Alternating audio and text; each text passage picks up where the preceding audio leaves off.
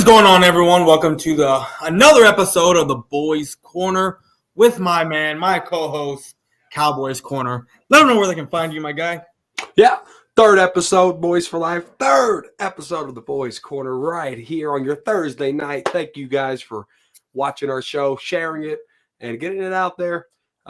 Eventually, we'll get this on my channel too, and we'll just share week-to-week basis. But underscore Cowboys Corner right here on Twitter, and Cowboys Corner right here on the YouTubes. You know about getting it on your show. If you, like I told you, if you get on that StreamYard and you get your destinations on that thing, we can straight up stream it on your show. So it'll be on both of our shows simultaneously all the time, and it'll be playing on your Twitter and any other social media you want it to play on. Well, let's rock. We'll figure that out for next week. Yeah. Speaking of next week, it might be a little bit of a later show, but only up until 9 o'clock because I'm working till about 7 o'clock next week, filling in for a guy who had some family issues, so I'm taking a shift. So, but anyways, let's get into this Cowboy stuff. So another crazy, fun week of free agency. We signed a punter, one of our best guys that we had out there. We had enough money to sign our Pro Bowl punter. But what I want to talk to you about is, we saw Tyreek Hill go. The Chiefs got plethora of picks, 5 picks. What we got with Amari Cooper, do you feel? I know the compensation, I guess, it wasn't there. Maybe, I don't know, but how do you feel about what the Chiefs got for Tyreek Hill versus what we got for Amari Cooper? And is it comparable? Because are these two type of guys? I know they're not the same type of wide receiver, but as far as their name and them both being big name guys, do you feel that we got our eyes poked out? It's a great conversation. I'm glad we're having it. Tyreek Hill's an explosive an explosive player, right? Yeah. And then Amari Cooper is the more of a quiet guy. Will make a play for you when the game's on the line. But Tyreek Hill is more consistent on the gridiron when it comes to getting open and making those plays. Now, quarterback plays a big part in that. Patrick Mahomes does not hesitate. He'll scramble. He'll throw the ball like a baseball sometimes and get it to his targets.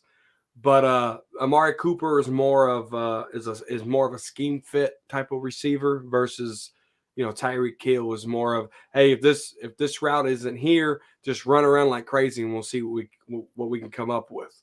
So there's two different dynamic wide receivers, but they both are household names. The Chiefs got a whole bunch of draft picks and they saved a whole bunch of money on the salary cap. Yeah. Cowboys, on the other hand, they only got 1 pick and they swapped and they saved $16 million this year on the cap space. So the scenario was different because Mike McDaniel and the Dolphins, they've been pretty heavy this free agency. And if they don't win anything with Tua Tagovailoa or with Teddy Bridgewater, whoever the starting quarterback is, it's not going to be on Tyreek Hill. It's just going to be on that organization. And the same thing with the Cowboys. Like, if CeeDee Lamb don't pan out, it's not that he's a first-round bust. It's just they had this big fascination with CeeDee Lamb, and that all is going to fall down on the organization because we have an offensive coordinator that doesn't know how to scheme fit for players. And that's been shown time and time again. Just look at his track record. It's a vanilla, generic Boise State offense. It's not good, Boys for Life, and it really ain't. So another side of this token was Brian Broaddus tweeted, because a fan had the same question and at Brian Broaddus and asked him why, and he said that NFL teams had a suspicion that Amari Cooper didn't love the game of football. Yeah, I've heard that quite a few times already.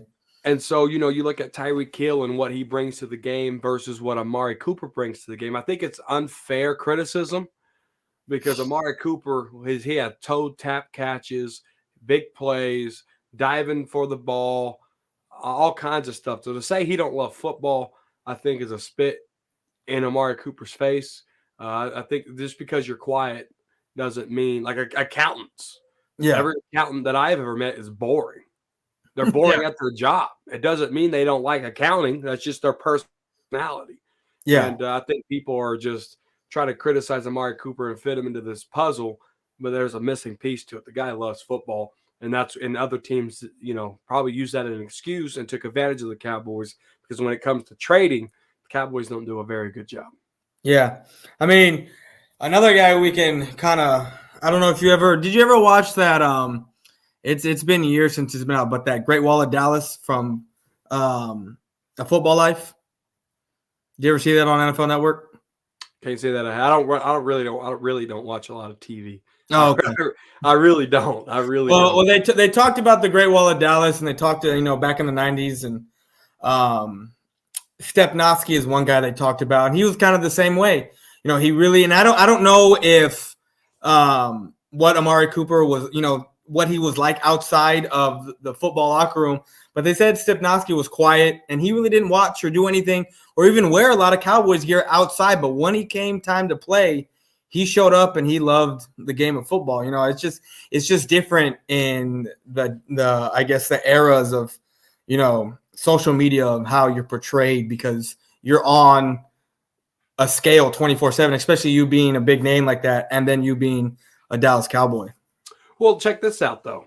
Des Bryant, diehard Cowboy fan, grew up in Lufkin, Texas, wore the Cowboy jersey, got drafted by Cowboys, advertised I'm a Cowboy all day, every day, and they cut him, right? Yeah. So it's all a business.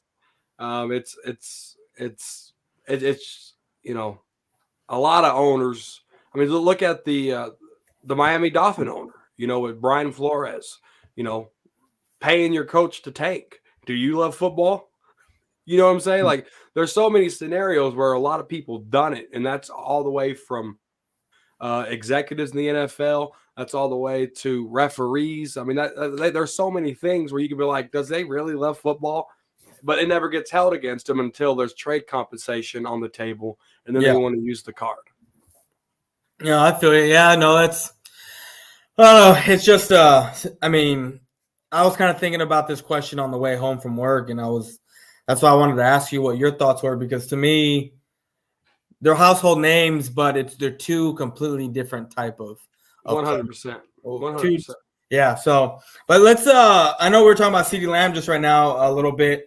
I know last week we talked about him.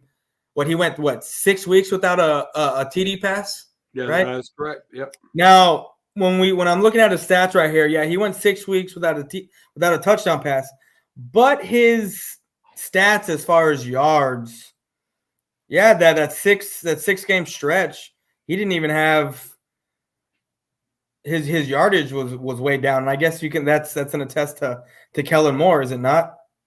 It's a mixture of things. I mean, there's a lot of film session breakdowns where Dak Prescott is hesitant in throwing the football. There's Kellen Moore, who's incompetent to scheme around a certain individual. So it's all a breakdown of everything. And a lot of defenses, they know CeeDee Lamb's, it can be a problem for them. So they scheme around that too. But it's a mixture of defensive schemes against CeeDee Lamb, Kellen Moore not scheming around it to get him open, and Dak Prescott holding the ball too long, or just throwing inaccurate passes. Yeah.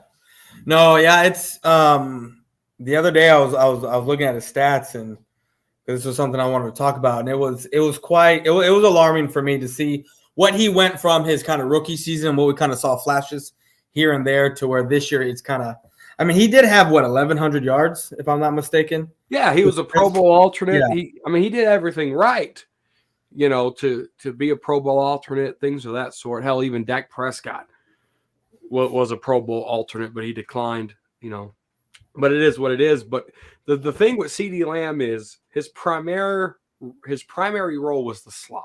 Yeah. Can he play on the outside? That's the big question.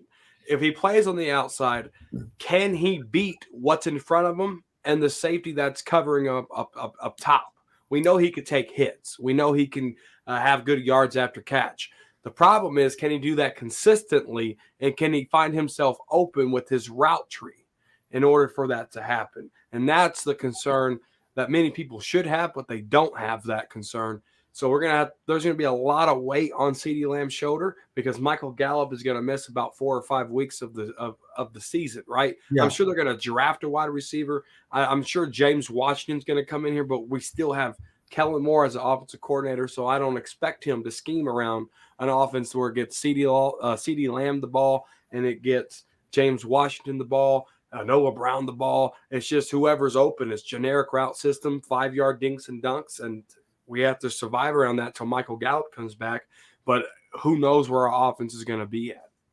Yeah. So now this is, I guess, how do I put this? This is something I saw on social media, and I don't know if you've been on there today. I was coming home and I'm just scrolling through YouTube and Twitter.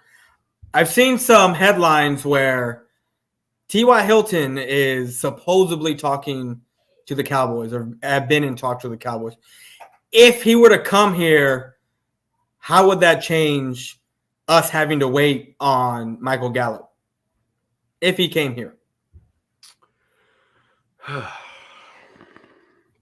So if T.Y. Hilton comes here, James Washington would be your outside, CeeDee Lamb would stay in the slot, and T.Y. Hilton would be on the outside.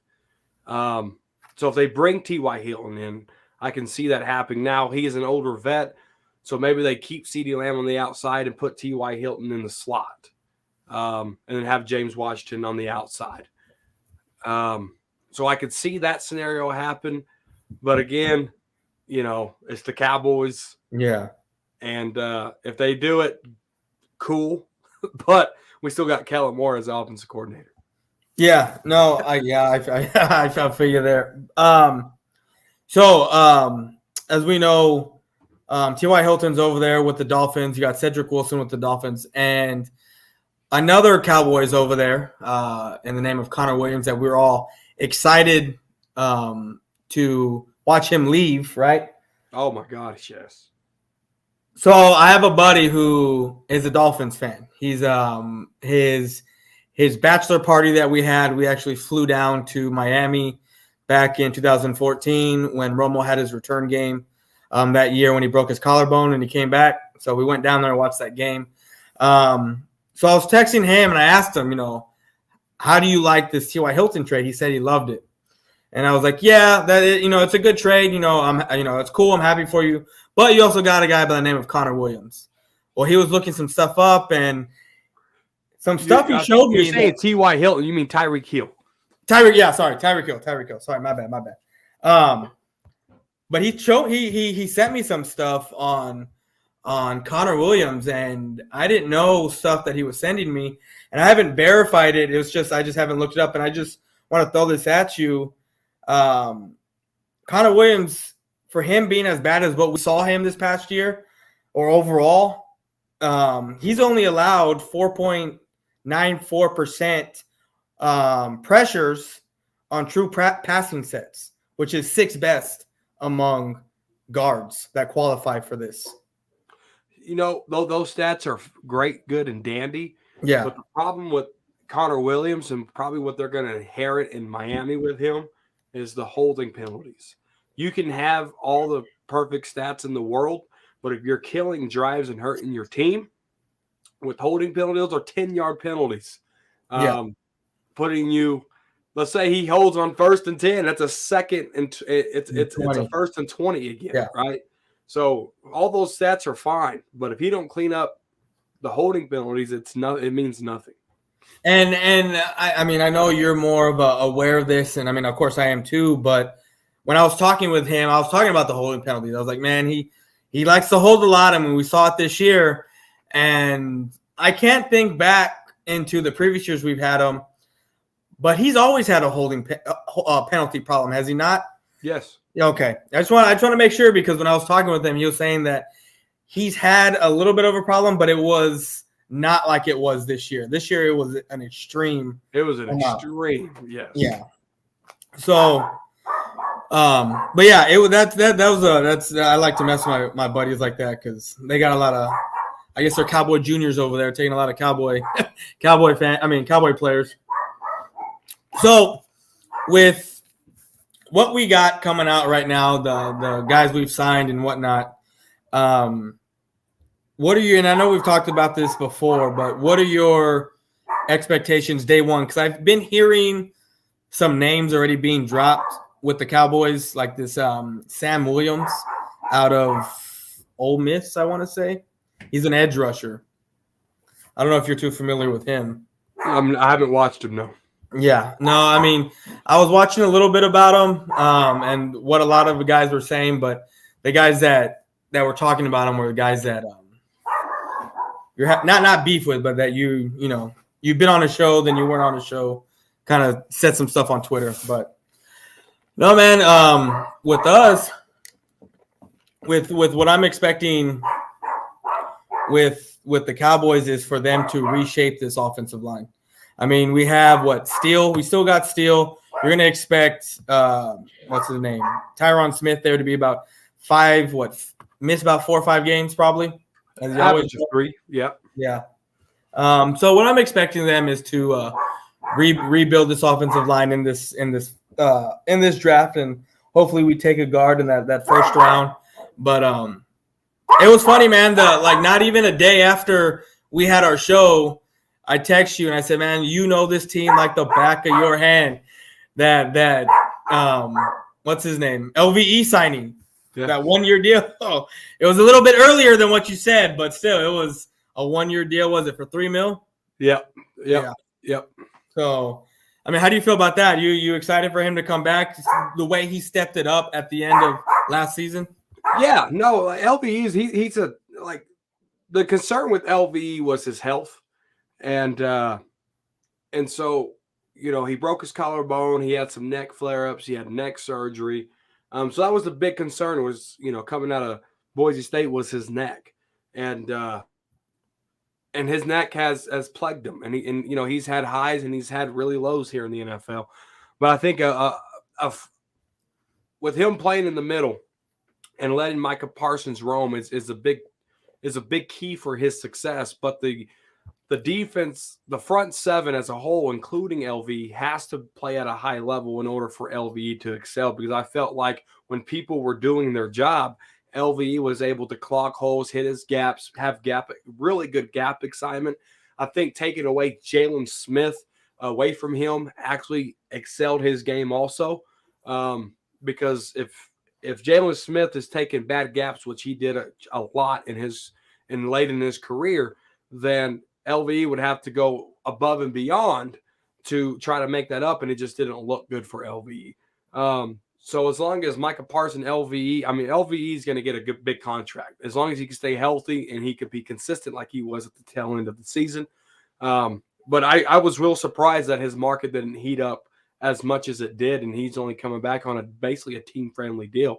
Yeah. If they picked up his 5th-year option, he would have counted for like $8 million on the cap.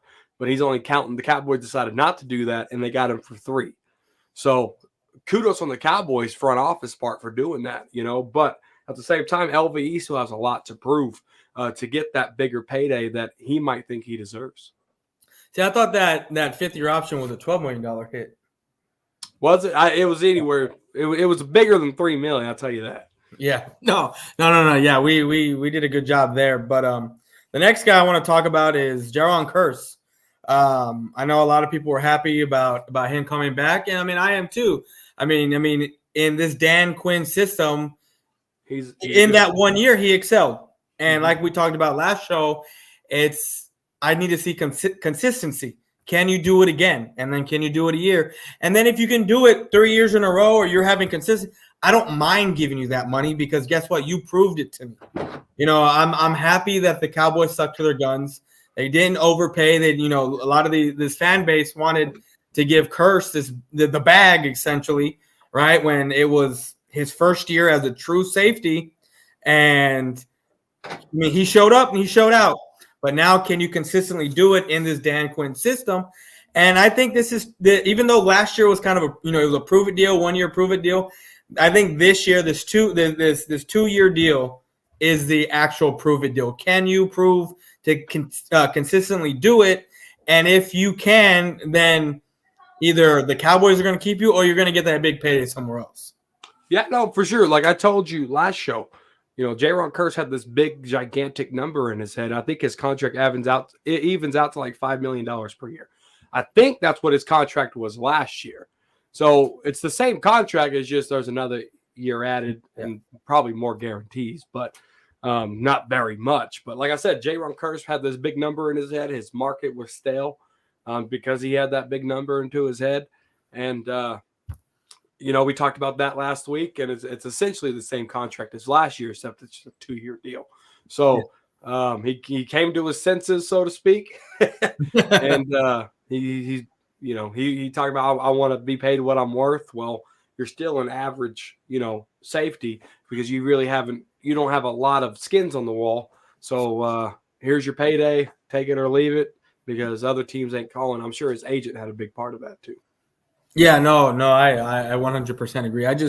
I find it funny when I'm scrolling through Twitter and they're comparing him to a guy who has been consistent in what he does in Buda Baker.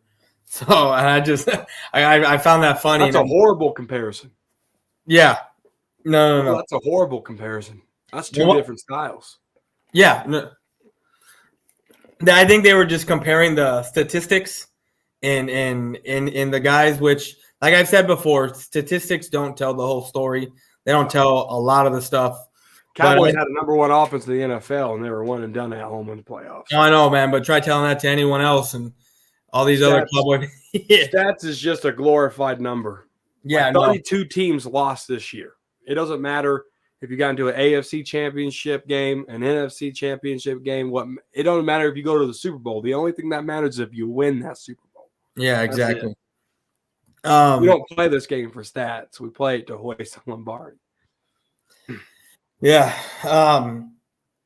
So I mean, we are a Cowboy show, but there's a lot of other things going on in the NFL, especially within our own division. I've been hearing trade talks over there with Baker Mayfield and the Giants. They're ready to leave. I guess. Get rid of Daniel Jones. Danny Dimes. Yeah, and then I was happy today when I saw that the Eagles signed Derek Barnett to a two-year deal. I was like, man, that's about 10 penalties a game from that guy. Always getting. I mean, because I keep up with all because of the fantasy football that I play, so I got to watch a lot of football on Sundays. And either if I'm playing against a guy on the Eagles or I'm about winning money, so I got to pick some. If someone's on the board that I think is best at that point, got to go with an Eagle if I have to. But watching these guys and the way the Eagles are lining up, I was kind of worried with what they were going to do with those 3 picks, because there's some guys on the board with the draft and who they're signing. It's looks like they're not going to be taking some of these guys that I was worried about them getting, because having 3 picks, you can rebuild your team real quick. So, no, go ahead. No, I was gonna say, but yeah, no, but go ahead. What you're gonna say? No, like the Eagles have a bad history of drafting. Yeah, and I mean, look at the Browns, right? I mean, they had 3 overall picks in the first round, this, that, and the third, but they never got any better. Not because they drafted bad; it's just because of the organization. I think what's his name? Sarah Rami, Sarah Dilly. I don't know his name. What's the head coach's name? Sirianni. Nick Sirianni. There we go. I think he's an okay head coach. I mean, he came in here and, he got the Eagles into the playoffs with a horrible start. So the coaching staff there, they can make something work, right? Yeah. But at the end of the day, you have to draft well. You have to have good free agency and good cap management. And, the Eagles, they won their Super Bowl with a very hurt roster. So they have it in them. It's just, can they draft well? So that's the Eagles' downfall there. The Giants, I hate the Giants. I hate I hate the Eagles the most. I really do. I can't stand their fan base. I can't. They worship a figure that don't exist. They have Rocky statues everywhere in their city, and Rocky was not real. Yeah, no, He wasn't real. And, um, but no, and then the Redskins, the Commanders, whatever you want to call them, that's just who they are. So I'm not concerned about them either. Did that Deshaun Watson trade happen after our last show? It did. It did? Okay. I couldn't remember if it was before or after because I know we were texting a little bit after that happened. And I want you to explain to me and whoever's watching with Deshaun Watson, them being a heavy set run team, right? With Kareem Hunt and Chubb. And then now you have Amari Cooper and then now what Deshaun Watson's there. Explain to us what we were talking about, how we're going to probably see what the Cowboys offense should have looked like over there in Cleveland with running the ball, play action, and then throwing it 30 yards down the field with Amari Cooper. Yeah, no, self-explanatory right there. You know, they got an excellent offensive line. They got a great running game. They got them a damn good wide receiver. They probably have an offensive I don't know who their offensive coordinator is, but they probably got an offensive coordinator that knows how to scheme. And Baker Mayfield had a bad year. I mean, he looked really bad. I would say Dak Prescott looked better than him, just because the inaccuracies and untimely interceptions and things of that sort. So you get Deshaun Watson in here who loves football, who's a really good quarterback. I mean, I like Deshaun Watson a lot, and I think setting that play action up, having the mobility that he has. And one thing I want to talk about real quick: quit. And I'm not talking to you. I'm just talking out loud. Quit trying to police players, people. Understand the judicial system and how that works. A grand jury of his peers, the first one said nope. The second one said no. So stop trying to hang somebody for something that they have not been convicted of legally. Quit. Yeah.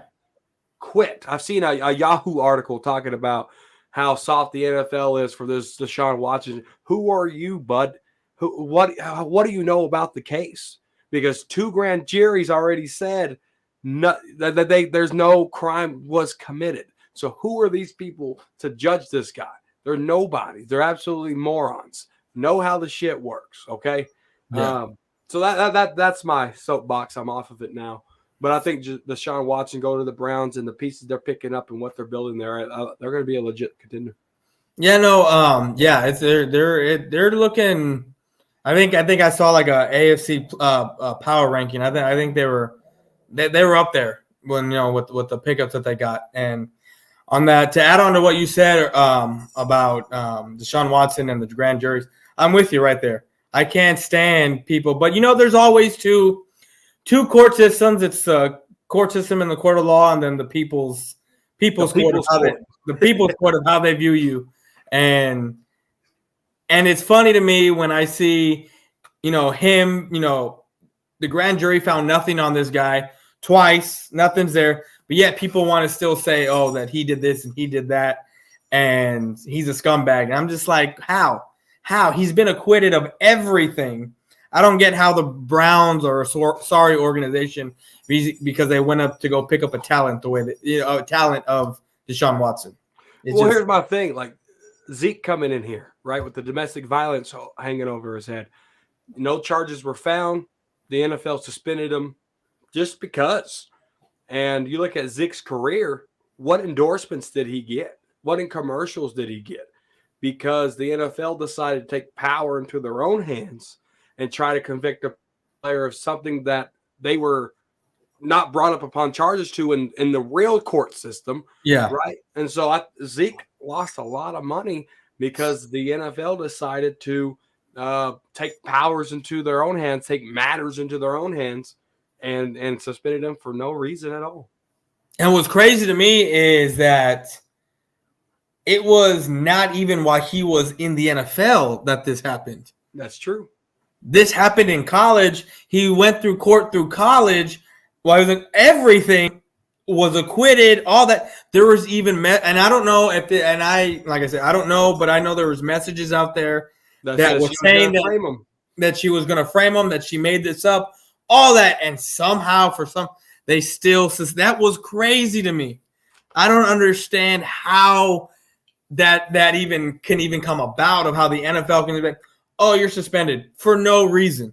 Oh, and I'm sure there's people out there that still think he did it, because that's just how dumb they are. There's still people mad at Michael Vick. Yes, he was fighting dogs, this, that, and the third, but he served his time. You don't hang over somebody's head their faults. Think about what if they keep doing it, and it's a revolving door. It's a revolving door. Then it's not even your place to judge, but you might have something to say then. But he changed his life around. He's big into humane societies, things of that sort, but people are still not happy with it, and people just like to police. But when they open up their closet door, they act like there's no skeletons in it. So yeah. A signing that I forgot that we did.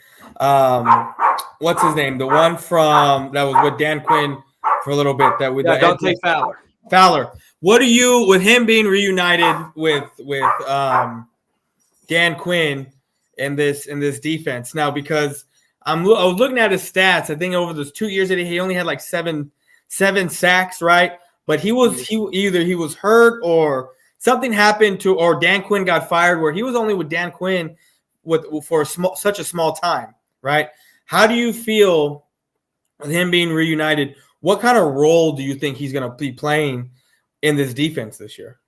Oh, he's going to. Funny thing is, he can play on the left side of the ball. He's not a linebacker. He's an end. But he's a stand-up end. And I know Dan Quinn, if you go watch a little bit of film, he used Randy Gregory as a stand-up type of guy. DeMarcus Lawrence did some stand-up things. So Dante Fowler is going to be a good complement to what we already have. Dorrance Armstrong, DeMarcus Lawrence, things of these type of guys here that we have on our team. He has some pass rushing moves, but what I love about it is Dan Quinn.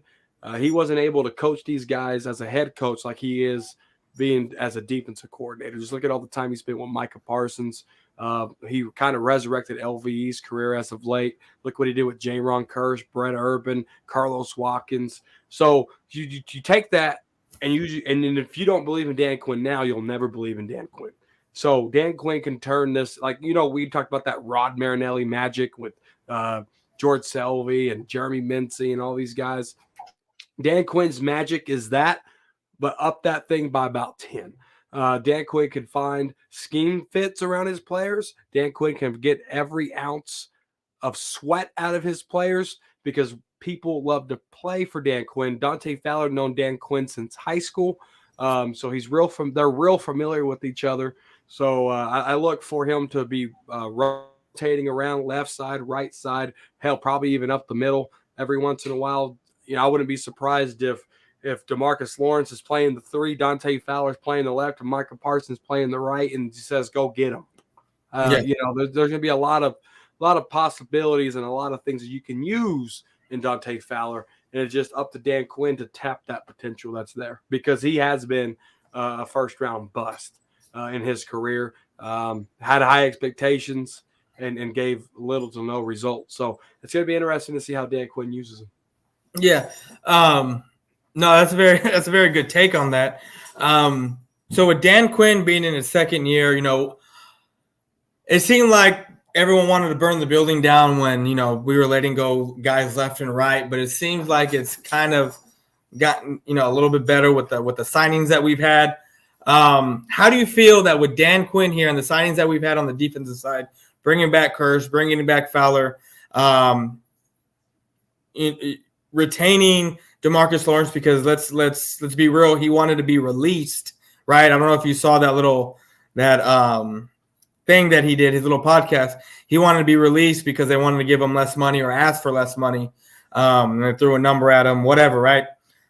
How do you feel? What do you think? How do you think after what happened last year, the way this defense really stepped up, as far as takeaways and just the way we performed overall? How do you think that this defense is going to be under the second year of Dan Quinn?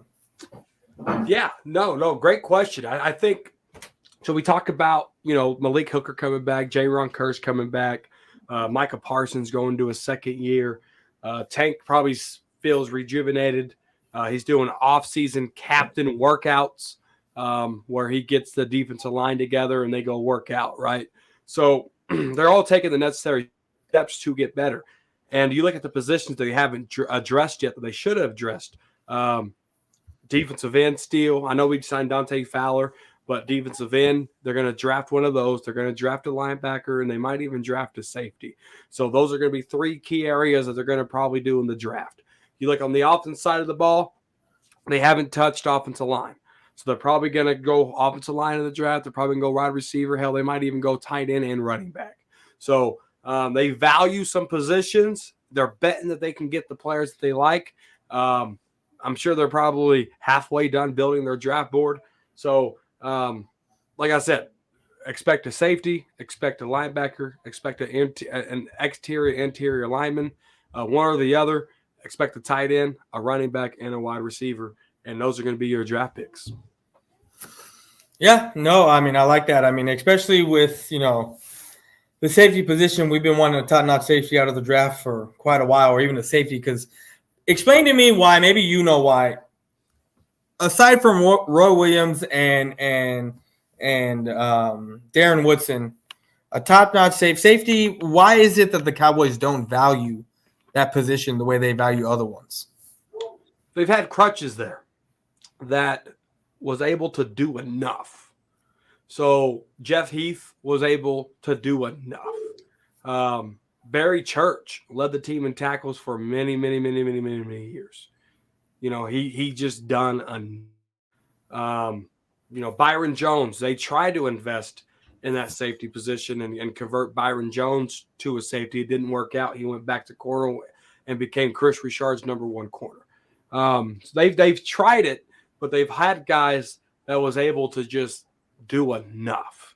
J.J. Wilcox was a guy who was just done enough. And it's just like the quarterback position. Tony Romo was an undrafted free agent. They drafted one or two quarterbacks with Tony Romo, and that was it. Kyle Orton, John Kitna, those are like some quality backups they had, and they never really gave Tony Romo any competition. Look what they're doing with Dak. They don't value the quarterback position. They don't value the defensive tackle position. They don't value the safety position because they've had guys there that was able to just do enough. So why invest anything in there?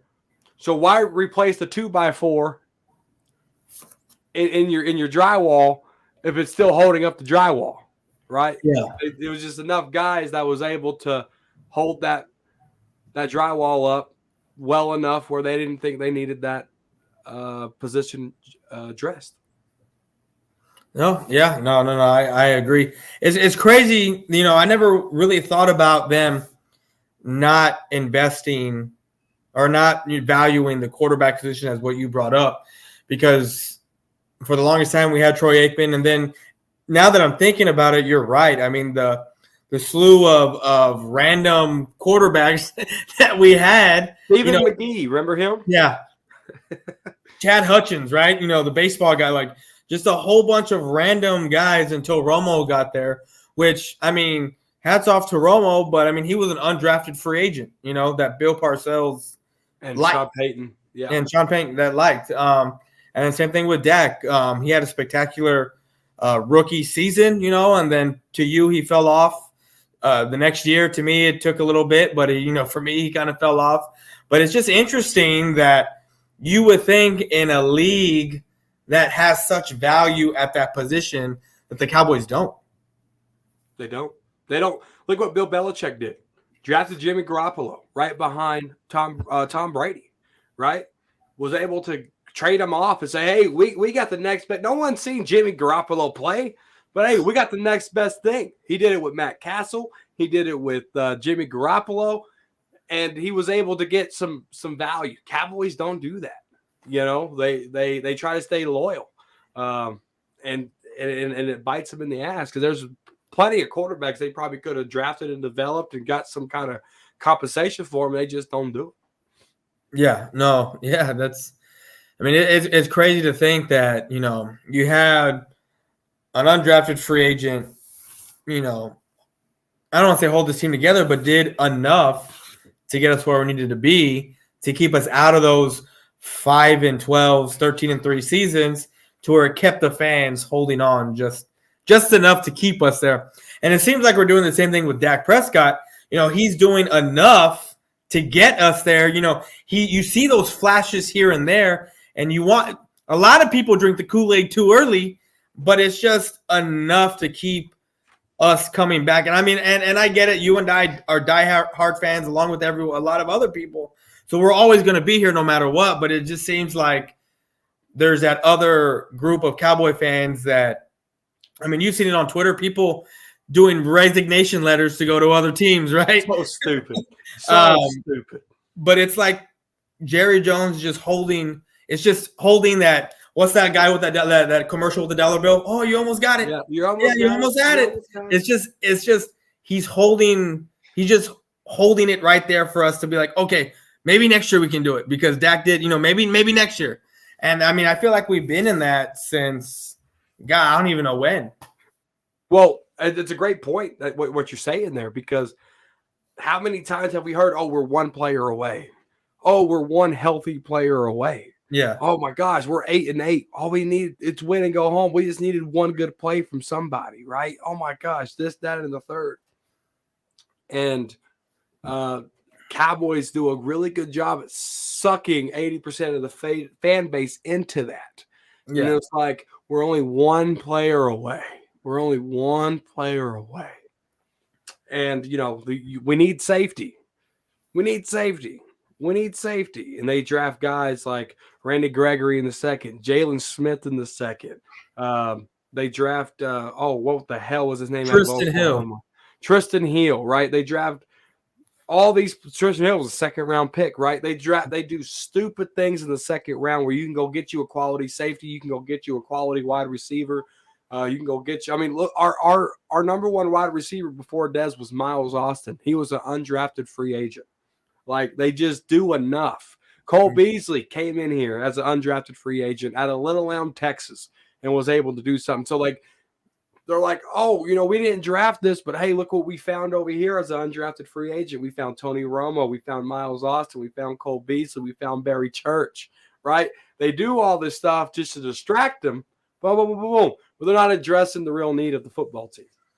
And what's crazy is that, like you said, these guys they put up the stats, right? The empty numbers. They do enough. Then they get you there enough to where you're like, shit, we almost got it. We're almost there. And in actuality, next year. Woo! Yeah. And in actuality, we're far from it. We are far from it. I mean, the last time we did anything, right, we actually had a number one overall draft pick at the quarterback position. And that's thing that I've also gotten into arguments with Cowboy fans on Twitter is like the last time we ever did anything, we had Troy Aikman, who was a first round talent. And I get it. It's never a for sure thing ever. Right. But when you're that high up there, more often than not, your team is going to find success there if you build and put the proper pieces around said player. Yeah. No, I mean, look, I'm going to tell you this, like proper pieces around said player. Name me a tight end that you remember that was very productive behind Jason Witten. Nobody. I don't know. They tried to address it with Michael Bennett. They thought he was an ass clown. They cut him. He had success with the Bears. He had success with the Packers, right? They tried to do it with Gavin Escobar. They couldn't develop the guy. So when they try to put some effort into something, they fall flat on their face. They fall flat on their face because they waited so long to do it, or they feel so much pressure to do it, they just jump to things like Gavin Escobar and Michael Bennett, who they never even freaking used. And Jason Witten's still there. They never gave Jason Witten no competition. They never gave Tony Romo competition. Hell, when they drafted Dez, Miles Austin was still the number one wide receiver. Then Dez eventually got into that number one role. Miles Austin got into the slot because he was late in his career. And then you know what Dez Bryant was able to do and what Tony Romo was able to do. But hell, when we had T.O. here, we had guys like Sam Hurd and Patrick Creighton. Like, they never had got anybody to complement T.O. And so they just never do it. Look at DeMarcus Ware. Well, who do they put behind DeMarcus Ware? I mean, hell, we had Anthony Spencer, Jay Ratliff, DeMarcus Ware, Greg Ellis at one point, and it still didn't work because they don't have any quality depth behind those guys. So they just fall flat on their face most of the time when they try to do something. Yeah, I mean, I'm glad you brought up depth because that's something that just triggered in my mind because I've always wondered why when you see other teams, their starter is at a certain level and then their backup is not far off between them. But when you see the Cowboys, it's like their starter's way up here and it's such a huge drop-off for that backup player. Like, I mean, I'm just trying to figure out how come it's always different for us. It just seems like it's always us that has that huge drop-off at that, whatever position it may be. It's just, you know, the defensive tackle, the linebacker position. Your star player, your starting player is an exceptional player, but then that second string is just awful, you know? Like, yeah. You know, it all has to do with development. It all has to do with scheme. It all has to do with coaching, salary cap. I mean, once upon a time, the salary cap for the defense a few years ago was $40 million on the books for defense. And then when they tagged DeMarcus Lawrence, and it was a pretty high tag. I mean, that almost quadrupled the salary cap on defense just because they pay bridge players to go in there and fill a void if a starter gets hurt. I mean, look at left tackle. Look what they try to do with Chaz Green, right? Yeah. I mean, they always try to go the cheap route. They can't develop players, and it's just the reality of the truth. Tell me a player that had to work its way up from the roster besides Cole Beasley as of late, right? And I can't think of one that they developed and made their guy. Terrence Steele.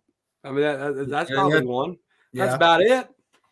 Yeah, no. Yeah, because I mean, every guy that – and even when they go and draft someone, they have that said player that's a starter, and even that draft pick that they get is such a huge dip. Like, it's just baffling to me. Like, you hear – and I get it. Charles Tapper. That was his name out of Oklahoma. Who? They spent a third-round pick on Charles Tapper, and he didn't do shit for us. When was this? Charles Tapper was a third-round draft pick 4 or 5 years ago. Like, when I was talking about, like, Jalen Smith and Randy Gregory, Charles Tapper, you know, that they take chances on these guys and it don't work out, and they missed out on players that could potentially be that depth that we're talking about and be other things, and it just doesn't work out for them. Now, do you think that the reason why they don't try to bring in competition for their star players is because they are trying to be loyal? They are trying to, play nice. Jones is not a businessman. He's a family man, and then he's a businessman to the NFL. But when it comes to the Cowboys, it's all family.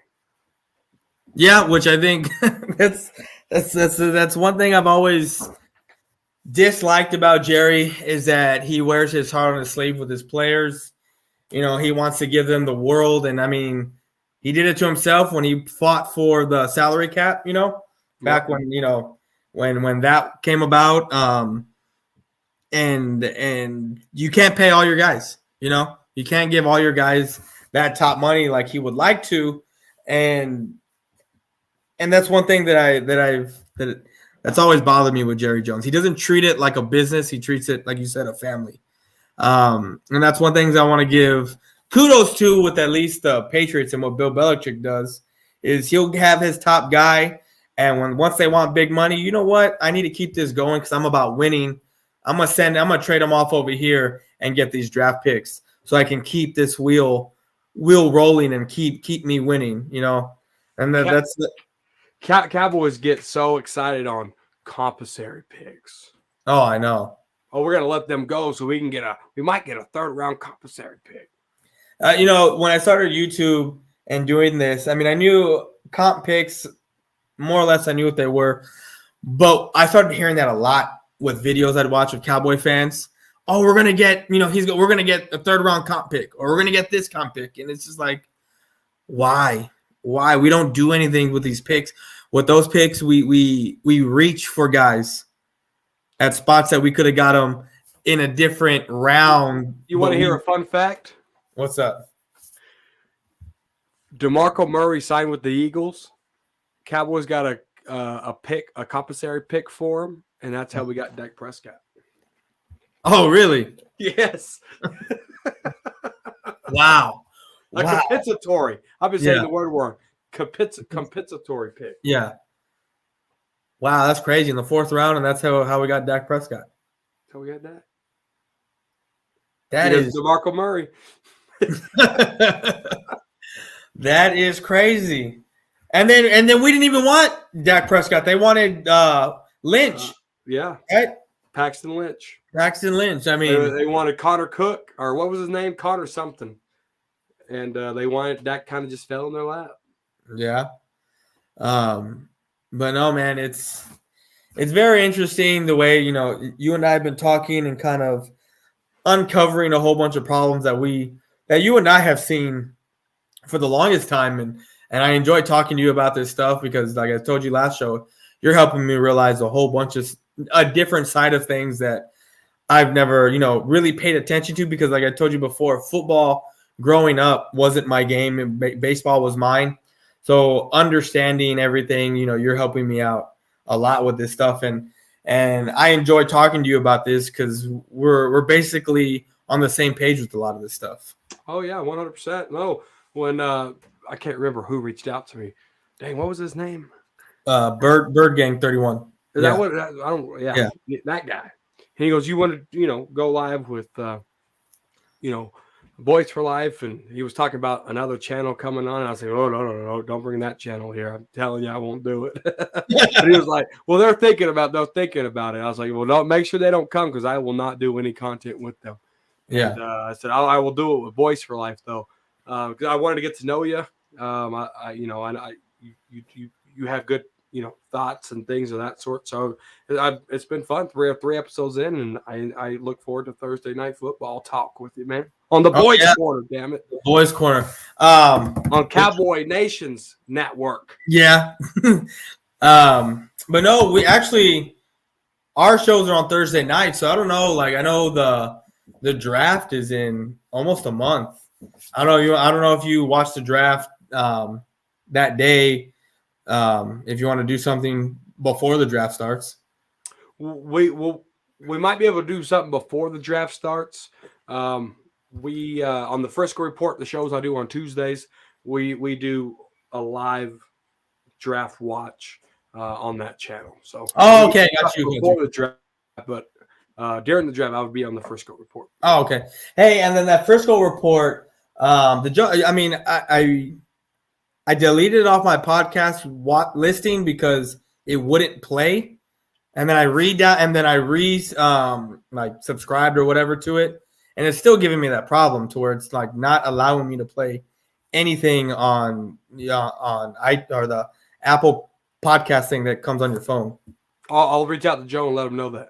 Yeah, like it's like I'm still subscribed, and every time I try to click on it, it tells me that there's a problem. Yeah, see, it'll be like unavailable to play. Something went wrong for whatever reason. Yeah. I'll reach out to Joe and let him know. This is on the Apple. Yeah, the Apple. It's that I don't know. You don't have an iPhone, so yeah, it's on the iPhone. It's a purple podcast thing that comes on the phone, and I can listen to other podcasts. It's just for whatever reason when I try to listen to yours, I get that all the time, and I can never listen to it. Okay, yeah, I'll reach out to Joe and see what the deal is with that. Yeah. But all right, man. Another awesome show in the books. I kind of want to start to get some people in here. I know next week is going to be kind of difficult, but the week after that, I know I talked to Simon Soretti. I don't know. I mean, what are your thoughts if you want to have him on here as our first guest? Not next Thursday, but the following Thursday, because I should be off of work in time to get home and set everything up. To where we'll have bring whoever you want in, brother. Bring whoever you want. I'm down for whatever. All right, man. I'm here to talk football. Yeah. I like songs too, so I'm down for whatever. Yeah, then we can get in, all the other guys, like 1980, fifth quarter cowboy, all the other guys we have talks with as well. But all right, guys, another episode of the Boyz Corner in the books. Before we head out, Corner, let them know where they can find you, man. Yeah, right here on YouTube, Cowboys Corner, _ Cowboys Corner on Twitter, guys. You can follow me there. And no, man, Boyz Corner, dude, are ready for episode 4. Let's get it. Yes, sir. And yeah, man, let's try to get you in that StreamYard thing, so that way we can have it on both of our channels and your Twitter as well, and whatever you want. And I know, if you don't have time to set it up, I always go in there. Like, I've set this up. I can always click your destinations, and it'll automatically play on your channel as soon as we go live. Okay, cool. So that way your people can see it. Not only mine and whoever else, whatever other destinations I have it to, all the people that follow you and everything, they can see it straight up on your channel. You don't gotta constantly share it, like how those people do. It'll just automatically stream up on your stuff, and it'll be playing to where we don't got to be going back and forth to channels. It'll just simultaneously play all the time. No, let's rock. Yeah, let's do that. All right, guys, we're out, man.